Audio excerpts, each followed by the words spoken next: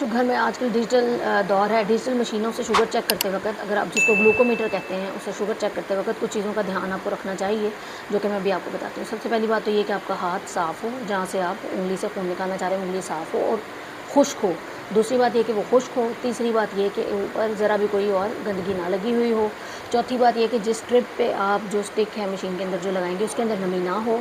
और चौथी बात ये है कि आपने खून ऊँगली के बिल्कुल सामने वाली साइड से नहीं निकालना, थोड़ा सा साइड से आप जो प्रिक करते हैं, हम जो सुई मारते हैं, उसको थोड़ा साइड से प्रिक करेंगे, ताकि वो अगर आप ऊपर से मारना शुरू करेंगे, थोड़ा अर्सा करेंगे, तो उसके बाद यहाँ से खून निकलना बंद हो जाएगा। एक ड्रॉप खून चाहिए होता है, लेकिन वो भी यहाँ से निकलना बंद हो जाएगा। तो फिर आपको यहाँ पर तकलीफ़ का सबब बनेगा। और डायबिटिक जो पेशेंट्स हैं वो ऑलरेडी प्रोन होते हैं, उनमें इम्कानात ज़्यादा होते हैं कि उनकी ये वाली जो आखिरी उंगलियों के पोरे हैं, इनमें खून जो शुगर की जो कॉम्प्लिकेशंस है वो सबसे पहले शुरू होती हैं, यानी सुन्न होना, छूना चुभना, ये वो। तो जब आप इसमें बार बार सामने से शुगर चेक करेंगे इस वाली जगह से, तो ये परेशानी का सबब बाद में बन सकती है। इसलिए इसको आप हमेशा साइड से शुगर चेक करें।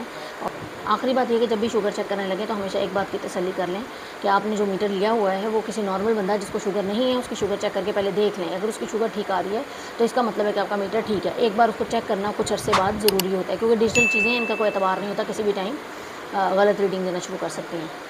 उम्मीद आपको वीडियो पसंद आई होगी। तब तक के लिए अल्लाह हाफ़िज़।